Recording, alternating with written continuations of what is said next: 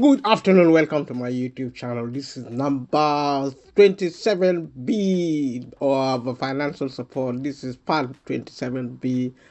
Keep an eye on the part of this, the first part of number 27. We'll talk about money in the United Kingdom, and we have struggled a little bit with editing, so I have to split the videos. The videos are connected, that's the information. So this is part of the other videos. So thank you so much everybody who have been here and watching my video and also supporting this project and sharing with family and friends and doing all sorts of things which are really valuable, especially feedback. I got some feedback recently, and I made a commentary on the other side, and feedback from Africa, let's say, on financing Africa for purposes of welfare. And I've said that the government of Africa should start thinking now of providing more welfare system for the continent, because Africa is poorer than the developed world. And so it is always reasonable that Africa, although it depends mostly on Europe, IMF and the World Bank, but the money received from Europe actually goes to build infrastructure and capital, and also the mode of investment in the United Kingdom equally and across the globe currently is focusing on infrastructure and capital. It is actually not paying close attention to a policy objective, especially social policy objective in terms of the public sector. And I mentioned that in the other video also. Watch this and the other video, part 27 of the financial support. And thank you so much. And continue watching. Stay tuned here and continue watching. Thank you so much.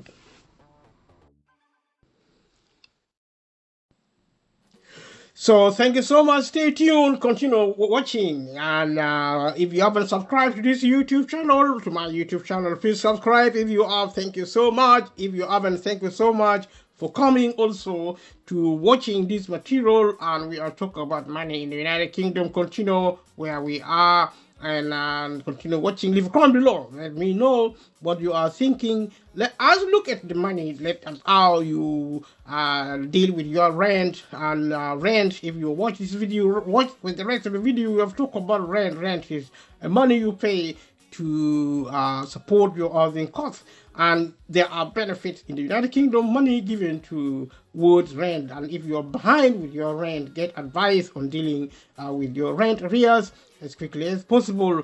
If you owe a lot of money, your landlord could try to evict you. If you are 2 months or more behind on your rent, your landlord can ask for some of your universal credit to be paid directly to them. These will help you pay off your debt. You will need to keep making usual rent payments as well.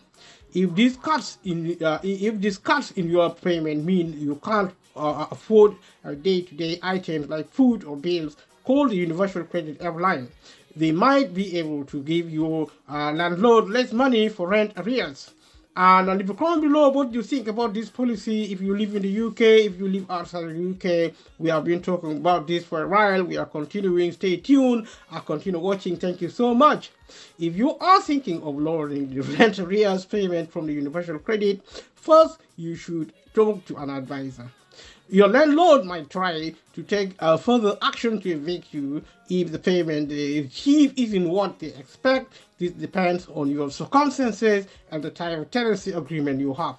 Normally, when you talk about tenancy agreement, the base tenancy agreement is for all this property given by the government is called secure tenancy.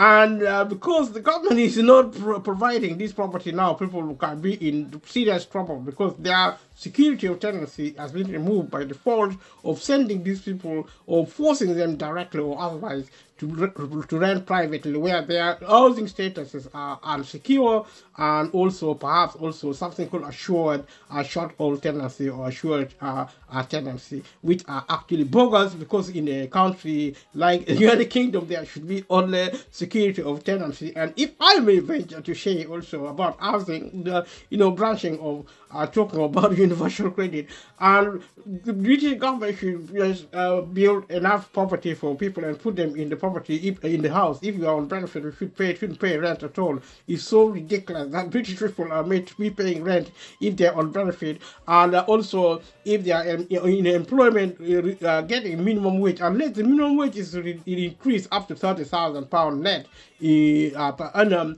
Then they can pay rent, maybe something similar, maybe they can pay council tax. Otherwise, with the current minimum wage of about 10,000 per annum, is so nonsensical that British people are being asked to pay to rent rent from the houses from the government. You see, the British government should build enough property for people on benefit, for people on low pay in this country, and give the property to them, especially and increasingly going forward, because of technology, because of wealth, the level of wealth in the country. More housing should be developed, should be built for the British people, and really property should be given for life.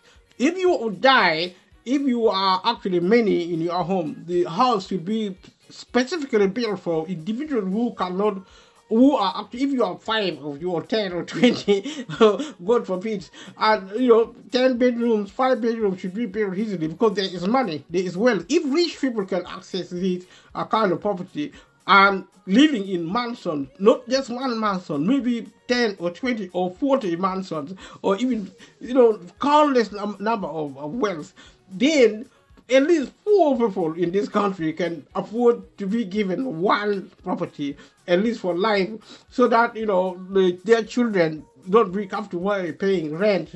They should also pay council tax unless they are earning £30,000 and above, and that is the bottom line. And benefit should be £30,000 and above, also as an equivalent of as if you are working full time. Because if the government cannot provide decent job, I'll talk about decent job, well paid, well protected work. Employers should not bully employees as if employees are not citizens of the United Kingdom. If you work for employees now, they don't pay you at all unless the government asks them to pay you. And if the government asks them to pay you, they pay you 10,000 in line with the minimum wage. And there's some chronic menace, some cancer in the employment sector known as 0-hour contract. And some people are misled into accepting 0-hour contract. They are lured into believing it is a form of flexibility.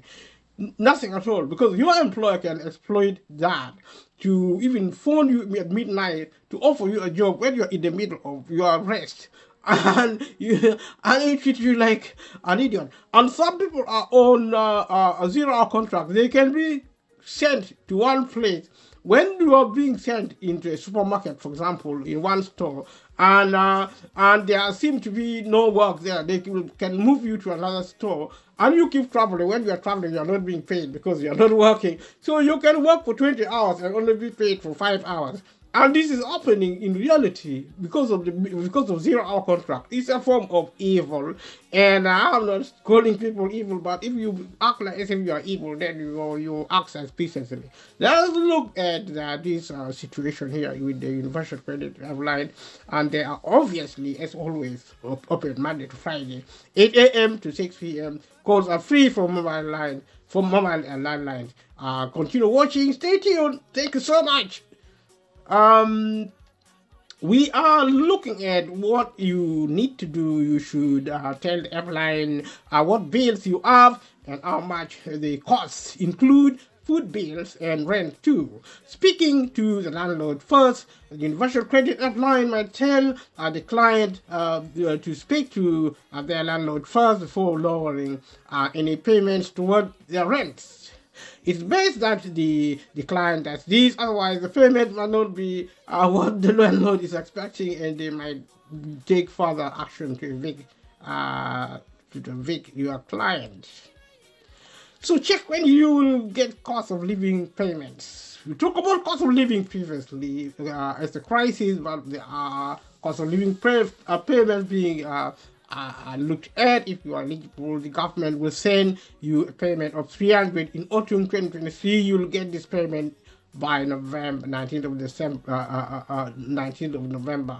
To get the 300 payment, you must have been entitled to a benefits payment on any day from the 18th of August 2017, September to 2023.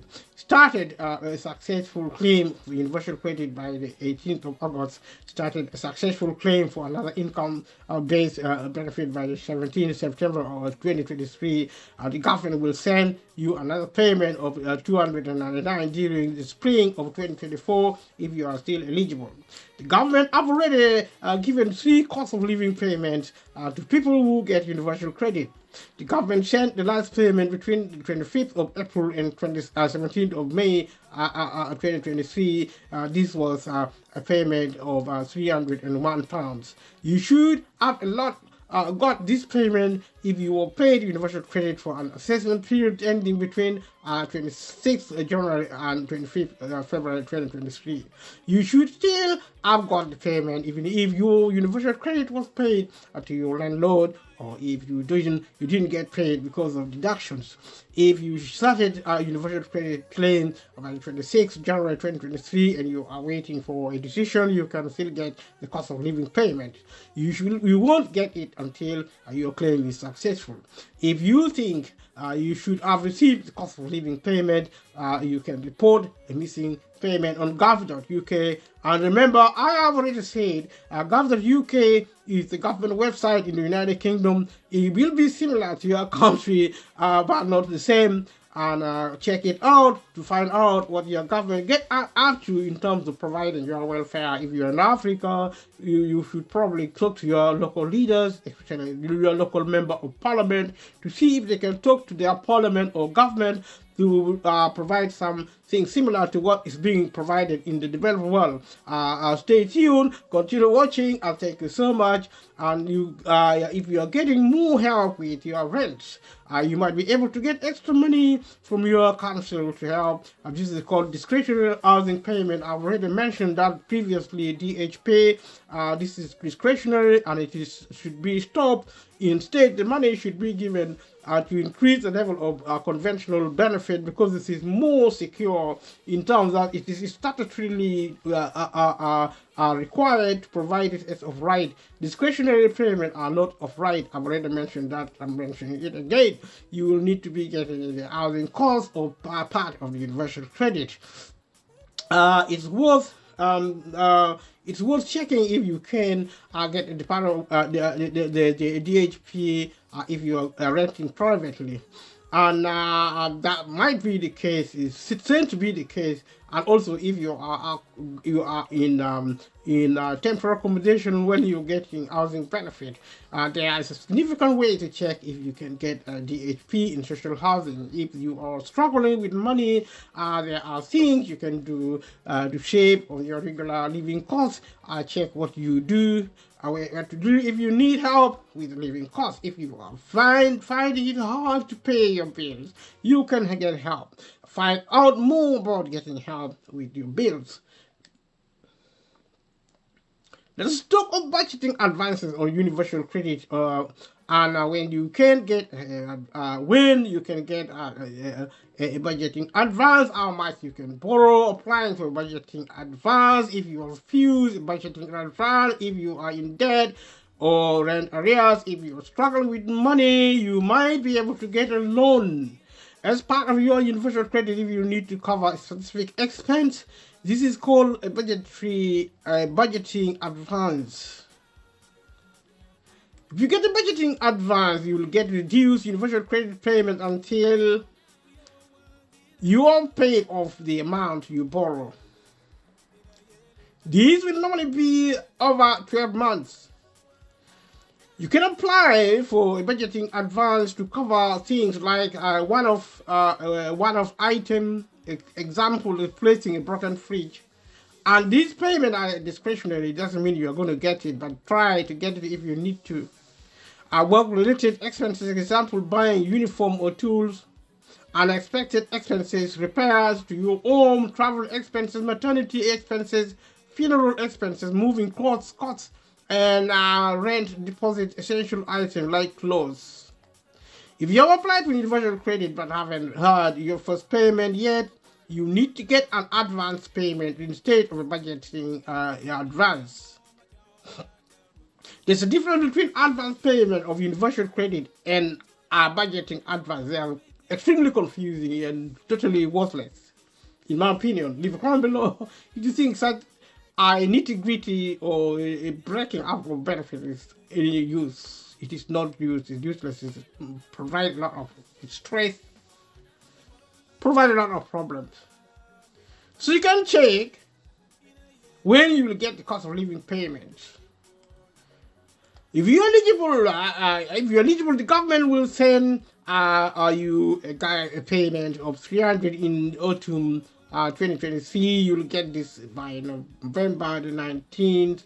To get the 300 payment, you must have been entitled to a benefit payment on any day from the 18th of August to 17th of September 2023. Started a successful claim for universal credit by the 18th of August. Started a successful claim for another income-based benefit by the 17th September 2023. The government will send you another payment of $299 during the spring of 2024 if you are still eligible. The government have already given 3 cost of living payments to people who get universal credit. The government sent the last payment between the 25th of April and 17th May 2023. This was a payment of 301. You should have got this payment if you were paid universal credit for an assessment period ending between the 26th of January and the 25th of February 2023. You should still have got the payment even if your universal credit was paid to your landlord or if you didn't get paid because of deductions. If you started a universal credit payment by the 6th January 2023 and you are waiting for a decision, you can still get the cost of living payment. Stay tuned. Keep on watching. Thank you so much. So you won't get it until you claim is successful. If you think you should have received a cost of living payment, you can report a missing payment on gov.uk. So when you can get budgeting advance, you can get the budgeting advance if you need the money to help you get or stay in work, like train tickets for a job interview. If you need the money for any other reason, you will need to have claimed one of these benefits for 6 months or more. Universal credit, Minister said job seekers allowance, Minister said employment and support allowance, income support, pension credit. You will also need to have earned less than 2,600 in the 6 months before your application. This figure is 3,600 if you live with a partner. You can't get a budgeting advance if you or your partner is still paying off previous budgeting advance. How much you can borrow? The smallest budgeting advance you can get is £100. The maximum depends on your circumstances.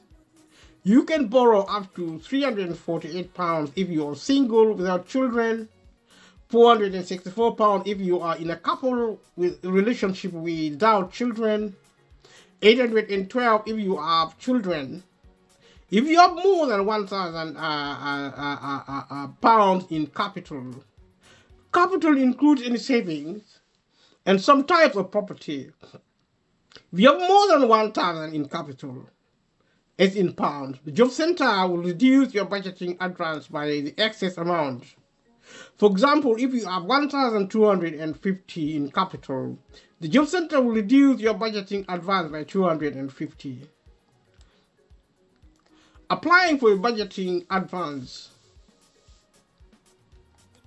You will need to apply for your budgeting advance over the phone. To decide if you're eligible and how much you can get, an advisor will look at whether you can afford to pay the loan back. They will see if you have any debts and how much you owe to help work this out. Stay tuned, continue watching. Thank you so much. You will also look how much you have in savings. You normally get a decision the same day. The Universal Credit Helpline, the telephone is online on gov.uk, or you could also visit the public website of Citizen Advice or similar organization in the UK.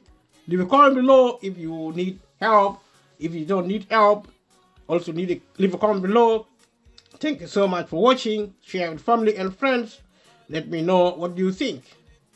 So they are open, the Department of Work and Pension and their Universal Helpline are open Monday to Friday, 8 a.m. to 6 p.m. Calls are free from mobiles and landlines as always.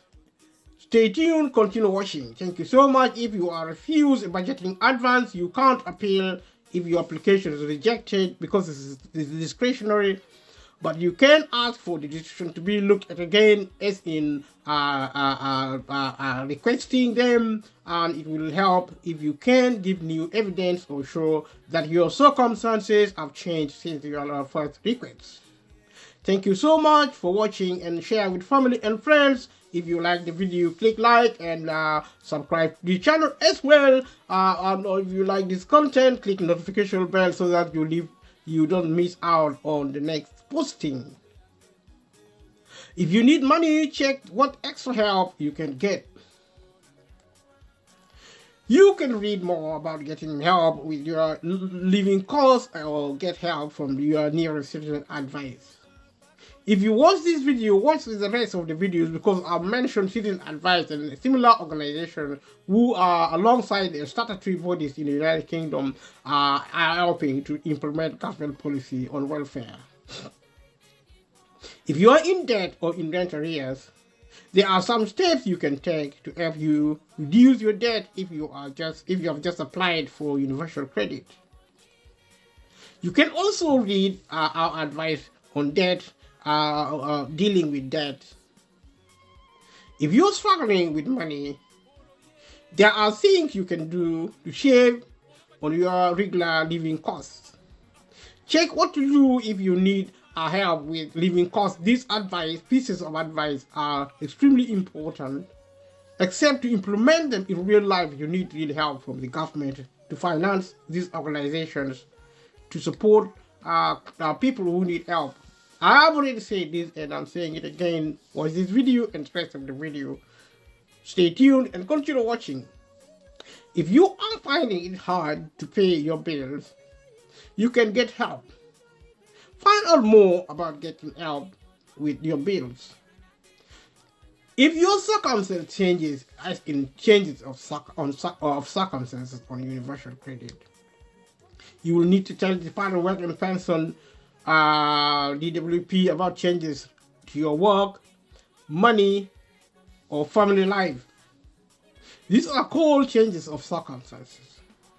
Watch this video and the rest of the video because I mentioned these points previously and this is repeatable given the nature of this platform. Thank you so much.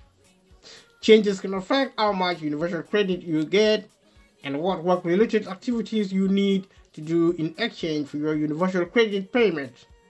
This page tells you about the main changes to report, but there can be other changes needing to report as well. If you are not sure if a change will make a difference, it's always best to report it anyway.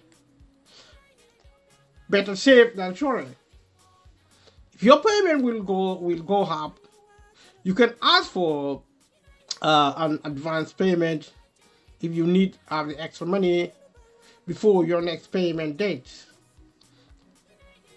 In terms of coronavirus or COVID-19, if you need a quarantine after returning from abroad, tell your work coach as soon as you can.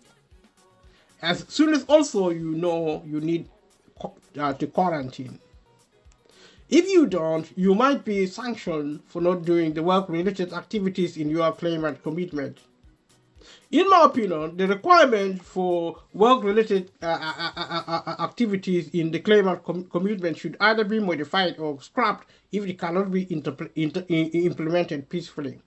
Because to give benefit sanctions should be stopped immediately, because it is killing, threatening to kill people who are poor. It is a form of abuse by the state on people who need help, and this is help which is unwelcome by the British people, because it is shameful that the sixth richest country should operate a system of benefit which keep the people poor and treat them without any scintilla of dignity. You can then, going back, you can contact your work coach by sending a message to them in your online account. If you don't have an online account and don't know your work coach's contact details, you can call the Universal Credit Helpline. If you watch this video, watch the rest of the video looking at Universal Credit Helpline on gov.uk or on Citizen Advice public website, and they are open Monday to Friday, 8 a.m. to 6 p.m. Calls are free for mobiles and landlines as always. So telling the Department of Work and Pension about change. If you have an online account, tell the Department of Work and Pension in the report a change section.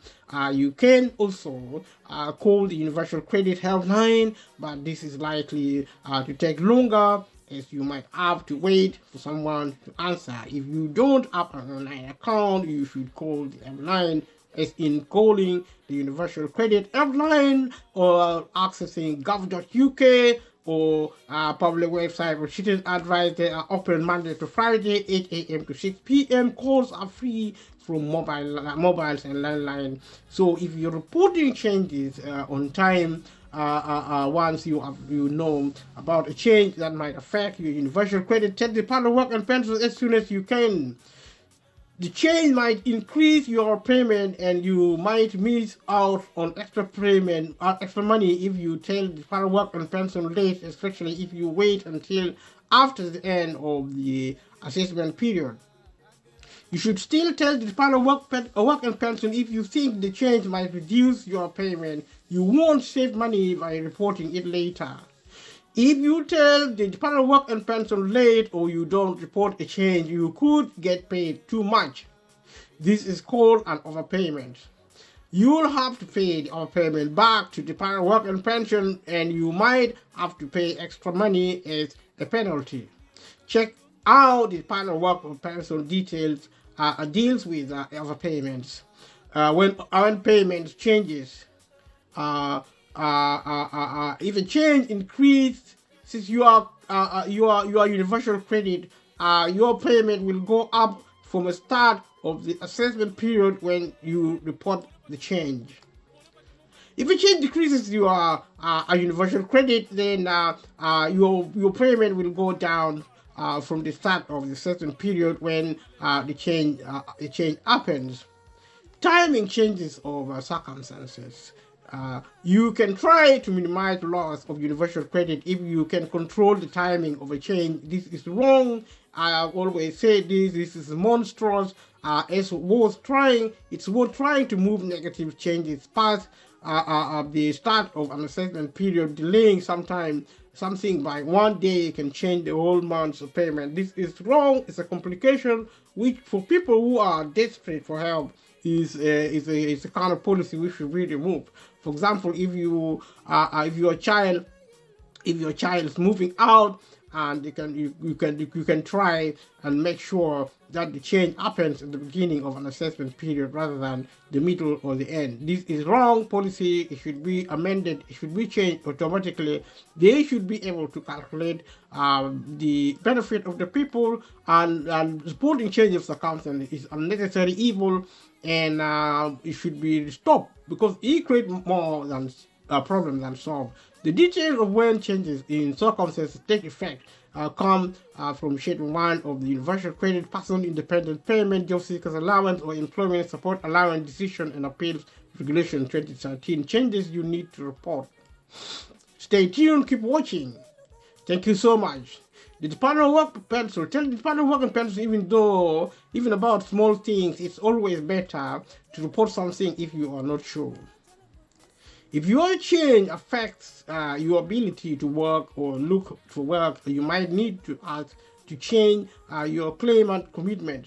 For example, you should ask about changing your claimant commitment if changes to your childcare means you have less time each work to look for work. When you report a change, you should also send the DWP any other information they ask for. For example, they might ask for a letter from your landlord if you say your rents have changed.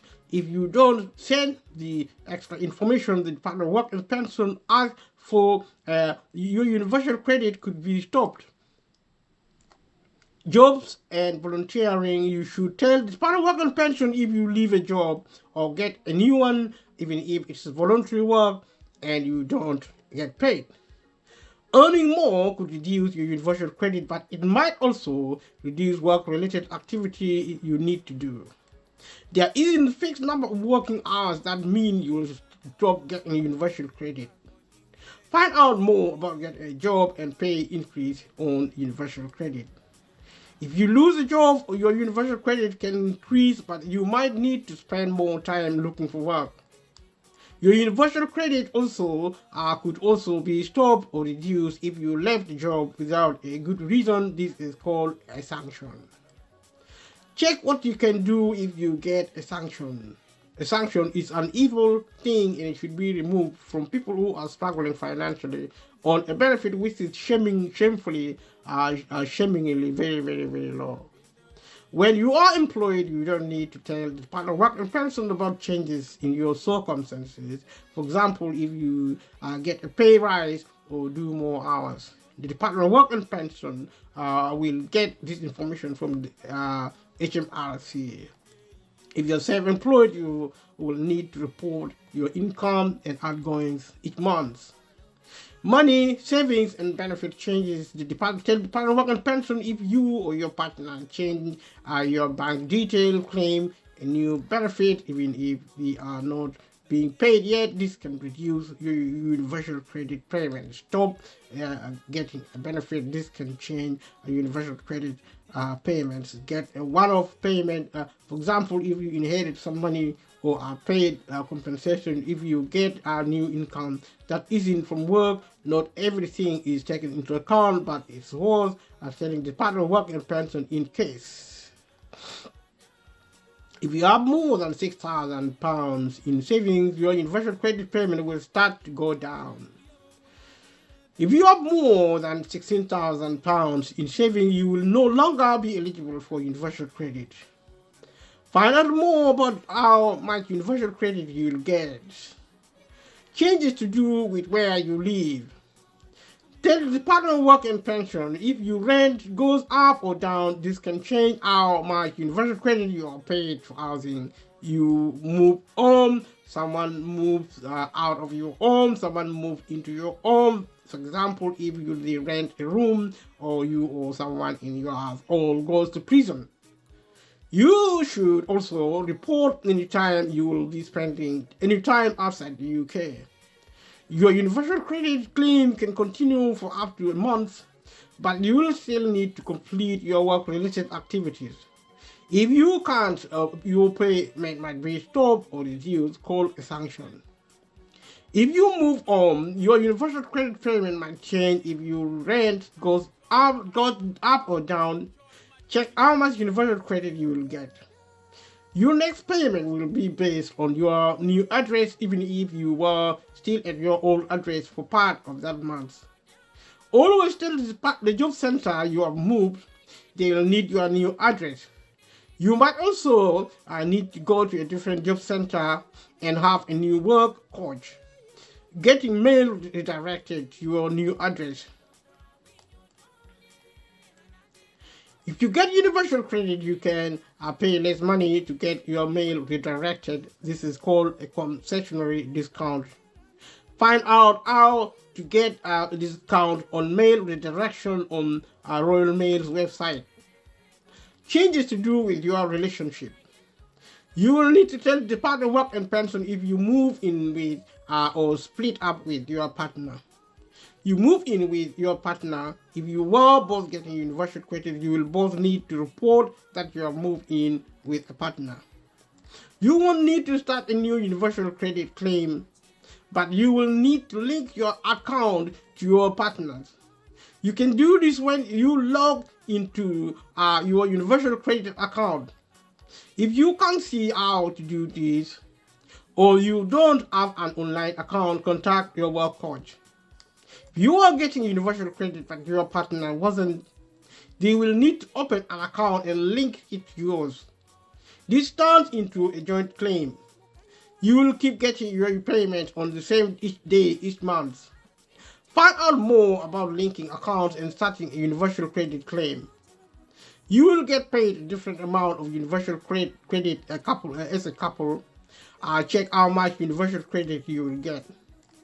If one of you is getting pension credit or any of the universal credit replaces, those payments might stop.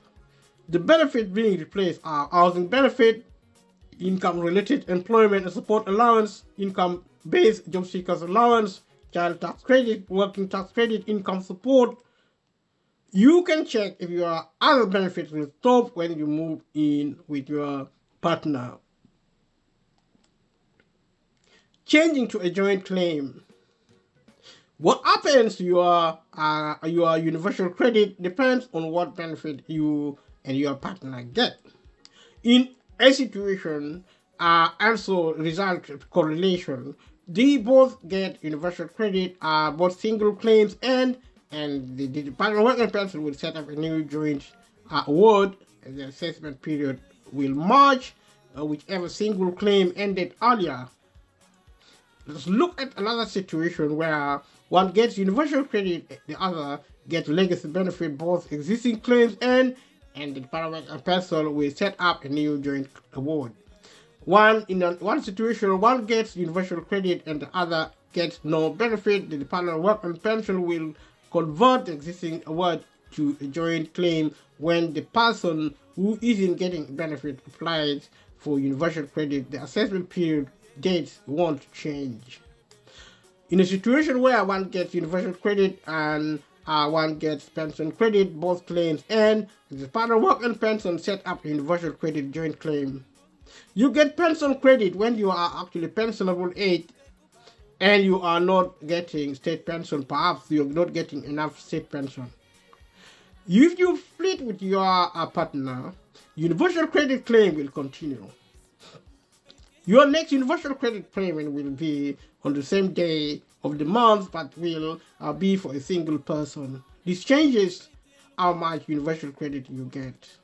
Stay tuned, continue watching. Thank you so much. Subscribe to this YouTube channel and click like, click notification bells, leave a comment below if you're watching, share with family and friends, and also maybe with strangers. You should also tell the Department of Work and Pension about any other changes as a result of splitting up, like changes to address. Tell the Department of Work and Pension who is responsible for any children. The person responsible for any children will be whoever the child normally lives with. If the child normally lives with more than one person, or you can't agree who should claim, the Department of Work and Pension will take their own decisions. If the Department of Work and Pension makes their own decision, they will base it on where the child usually lives and who makes day-to-day decision. Main responsibilities. Stay tuned. Thank you for watching. Stay tuned, continue watching. So, main responsibility. Usually, the Department of Work and Pension will accept a former couple's decision about who has main responsibility for a child.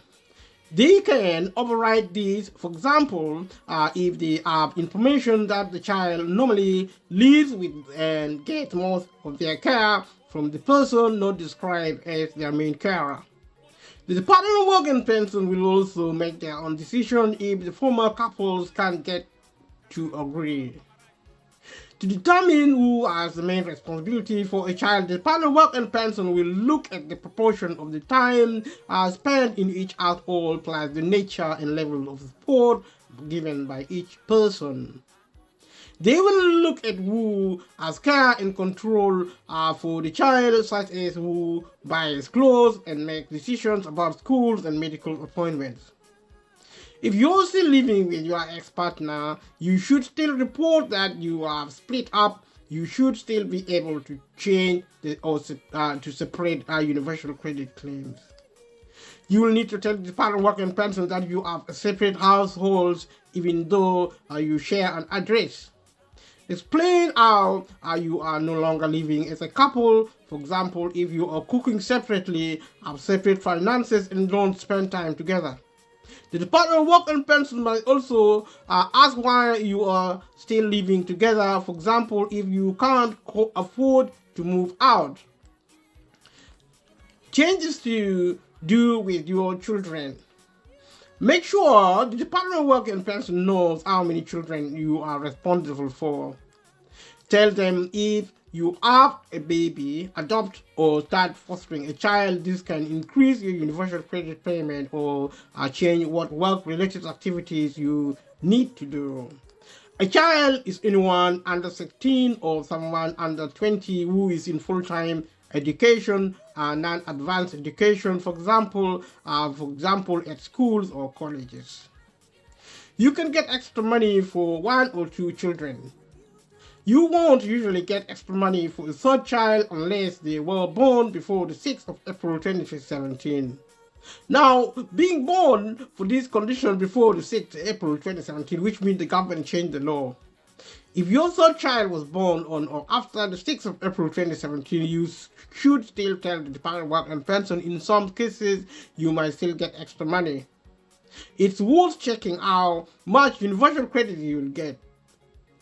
You should tell the Department of Work and Pension if any of your children are disabled, leave full-time education, leave home, go to prison, or are being looked after by the local authority, including if the local authority arranges for them to live with family or friends. If a child leaves home, it's worth them checking if they are eligible for universal credit themselves. If your child leaves home of education, you will still be getting extra money for them. If you are affected by the 2-child rule and still have 2 children or more living with you, you should get money for both of them instead. If you're working, you should report what you pay for childcare each month, as you can claim back some of these costs. You can report them using your online account. If you don't have an online account, you will need to call the Universal Credit Helpline, as in Universal Credit Helpline being contacting gov.uk or public website. Citizen Advice. They're open Monday to Friday, 8 a.m. to 6 p.m. Calls are free from mobiles and landlines as always. You can also find out more about getting childcare payments under Universal Credit. So you can also find out who counts as a child. The 2-child limit applies to children and qualifying young people. Someone is a child up to their 16th birthday. After that, they are a qualifying young person until the 31st August following their 16th birthday. They will stay a qualifying young person until the 31st August following their 19th birthday if they are in education, study, or training. That doesn't count as advanced education. Anything above A level. See Regulation 12C of the Universal Credit Regulation 2013 for details. Takes an average of more than 12 hours a week. Is in part of their job. See Regulation 5 of the Universal Credit Regulation 2013 for more on being a qualifying young person. This is actually a restriction on how many children you can have for purposes of benefit. And leave a comment below if you think that is right or wrong, if it is evil or righteous. If you are foster carer, you can you can't get the child element of universal credit for the person you are fostering, who is responsible for a child. You are if you are responsible, for a child if the child normally lives with you. This includes if if you live with your partner and your partner's child. And if the parents are separated, the partner working parent will treat the child as living with whoever as main responsibility. If the parents can agree who this is, they should tell the partner working pension.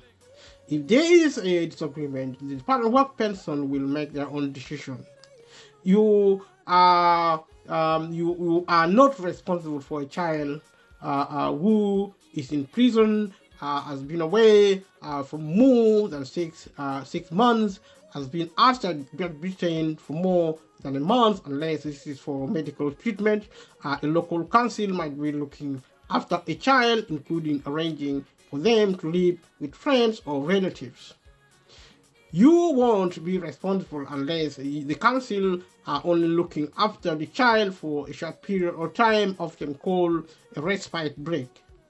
Also, if you have a parental responsibility and the child is living with you, see Regulation 4 of the Universal Credit Regulation 2013 for detail of parental responsibility. Always check for a changes to legislation warning before relying on the page of legislation starting or stopping education. Take the Department of Work and Pension if your partner or any of your children start or stop full-time education or training. For someone under 19, you should also tell them about starting or stopping a part-time advanced education course such as teacher training. If you start full-time education, you will stop getting universal credit unless at least one of these exceptions applies. You are old enough to get pension credit and you live with a partner who is below pension credit age. You get attendance allowance, disability living allowance, or personal independence payment, and the Department of Work and Pension have said you have limited capability for work, or you look after a child under 16 or under 20. If you are also in full-time education or training, you are waiting to return to a course after taking time off because of illness or caring responsibility. You are foster parent and have a child placed with you, and you are under 21 or are 21 or are under 21 when your course started and are not in higher education and you don't have parental support. Not having parental support means your parents have died or you can't live with them. For example, you wouldn't have parental support if your relationships are broken down, or living with them would put your health at risk. If you live with your partner, you can also keep getting universal credit during full-time education. If you live with your partner and they are in full-time education, are also in full-time education, but they are entitled to universal credit while studying, also in full-time education, and one of you is responsible for a child or is a foster parent, education and universal credit. Find out more about being in education and claiming universal credit. You or your partner reach a state pension. Under these circumstances, you can check your state pension age on gov.uk. Watch this video and the rest of the video. Stay tuned, continue watching. Thank you so much. Your universal credit payments are calculated each month. This is known as an assessment period. Your payments will stop at the end of your current assessment period, and you should claim pension credit if you don't have a partner and you reach state pension age. You have got a partner and both of you have reached state pension age. If you claim pension credit, your universal credit and pension credit might overlap and you will get both at the same time. This is because you will get pension credit from this date you will reach state pension age, and your universal credit will still be paid until the end of your current assessment period. Check if you can get pension credit. If you have got a partner, and only one of you has reached state pension age, you will stay on universal credit. Whoever has reached state pension age should be in the no work related activity group. This means the person who has reached state pension age won't need to look for work or prepare for work as part of the universal credit claim. Eligibility for pension credit. You can get more details on eligibility on your pension credit page and else changes. Tell the Department of Work and Pension if you get ill or injured in a way that makes it harder to look for work, go into or leave hospital, or your partner just go into or leave a care home, or your partner does have an illness caused by pregnancy, start treatment for cancer with chemotherapy or radiotherapy of a terminal illness. All these are factors you take into account while trying to assess your benefit or eligibility or what you get or what you don't get. If you are ill or for more than 7 days, you will need to get a fit note and add it to your online universal credit account. Watch this video, stay tuned, continue watching this video and the rest of the videos they are at, because some of this information have been already mentioned in the previous videos. If you need more information, go to gov.uk or to other organizations I've also mentioned previously. You can get a fit note from the following healthcare professional: your GP or a doctor at a hospital. GP is a family doctor here in the UK, a registered nurse, a pharmacy, or an occupational therapy or physiotherapy. Your fit note will be either printed or digital. If you are not sure which kind you will get and how you will get it, check with the healthcare professional. If you get a printed fit note, check that the healthcare professional assign the same.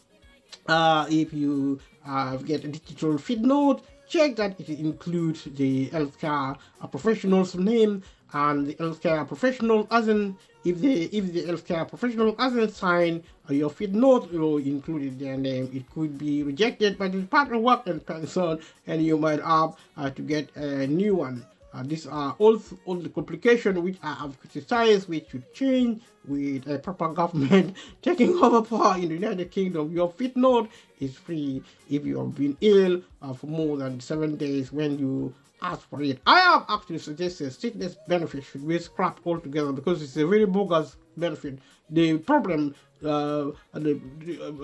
given to people who are trying to claim sickness benefit is actually smoke screen by the UK government trying to hide behind providing sickness payment, when in practice people cannot actually access it because it is so burdensome. A sick person is being given even tougher condition benefit than somebody who is healthy, which is very nonsense. It's kind of like the British government is trying to lie to the British people how much money is spending on benefit which people don't actually get or maintain. You should always keep your fit note. You might have to pay for a replacement if you lose or delete it. You can give the Department of Work and Pension a copy, take a photo of it to upload online. These are difficult processes if you don't have computer, if you don't know how to use computer. And it is menacing if you're a sick person and you can't even go to the hospital. You probably need an ambulance, or if you go, you struggle. And if you try to contact the doctor or some of these health workers, they are not there to be seen because they are suffering many things, including things pertaining to a lack of resources. So you can contact the Universal Credit Airline if you can't add your fit note to your account. You can look at Universal Credit Airline. The number is online, gov.uk, a public website of Citizen Advice, and similar organizations. They are open Monday to Friday, 8 a.m. to 6 p.m. Calls are free from mobiles and landlord as always. We are going to continue with this process the next time we meet. And thank you so much for your attending and also clicking notification bell, clicking like, subscribing to this channel. I'm so grateful. Sharing with family and friends, as always, do so again. Sharing with family and friends, clicking notification bell to make sure you get new videos. and also subscribing is so important, as well as clicking like. See you in the next one. Thank you. Bye bye.